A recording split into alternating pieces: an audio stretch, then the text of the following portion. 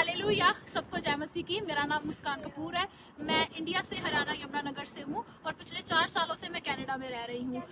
मैं आज उन पॉडकास्ट के बारे में बोलना चाहूंगी जो क्रिश्चियनिटी का बहुत विरोध कर रहे हैं और बोलते हैं कि वहाँ पे पाखंड होते हैं। मैं अपनी रियल लाइफ से अपनी मदर की टेस्टमनी सबको बताना चाहती हूँ। मेरी मदर 16 साल से इविल स्पिरिट अटैक्स के नीचे थे। आफ्टर मैरिज उनको रात को सोते टाइम इविल स्पिरिट अटैक होते थे और जब वो सुबह उठते थे तो उनकी पूरी बॉडी पर नील होते थे और ब्रूजेस होते थे।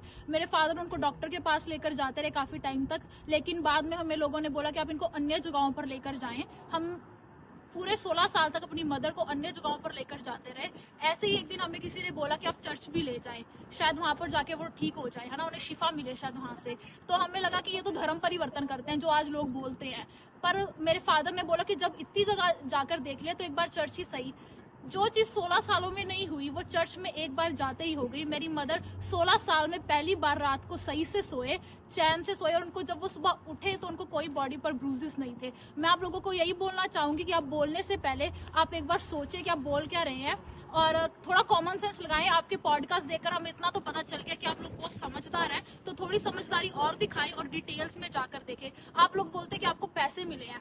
जब आप किसी शराबी को देखते हैं जो बहुत ज्यादा एडिक्शन के नीचे है और वो घर जाकर मारपीट करता है या गाली देता है अपनी फैमिली को, और जब वही आदमी चर्च में जाकर ठीक हो जाता है तो आप लोग बोलते हैं कि उसको पैसे मिले हैं। इतने पैसे लाएंगे कहाँ से चर्च वाले? पहले आप ये सोचें। अगर हमें पैसे मिले होते तो हम कनाडा क्यों आते? हम इंडिया में अपनी लाइफ अच्छे से जीते। और अगर कनाडा आ ही गए तो हम लोन लेकर क्यों आते? हम इजिली आ जाते। हम इतना लोन लेकर कनाडा में आए, स्ट्रगल कर रहे हैं, पर परमेश्वर की दया है हम पे। पिछले 4 सालों में उसने हमें बहुत अच्छे से रखा हुआ है। हम देखते हैं यहाँ पर आकर बच्चे कैसे अपने माँ बाप से अलग होकर पाप में चले जाते हैं और फिर बाद में डिप्रेशन में चले जाते हैं, लेकिन खुदा की दया हम पे है। इस कंट्री में रहकर भी हम उसके नाम को इज्जत, महिमा और जलाल देते हैं। हम अपने स्पिरिचुअल फादर की गाइडेंस के नीचे हैं, उनको फॉलो करते हैं। जैसे बाइबल कहते हैं कि चख कर तो देखो कि यहोवा कितना धन्य है। आप लोग उनको चखना भी नहीं चाहते, आप देखना भी नहीं चाहते कि वो कितना धन्य है। तो आप लोग प्लीज हम आपके लिए यही दुआ करते हैं कि लोग आपके मनों को बदले, जैसे खुदा ने हमारे मन को बदल के रख दिया है कि उन्होंने धर्म को नहीं बदला, क्योंकि बाइबल में कहीं पर भी ईसाई नाम का शब्द यूज ही नहीं किया हुआ है।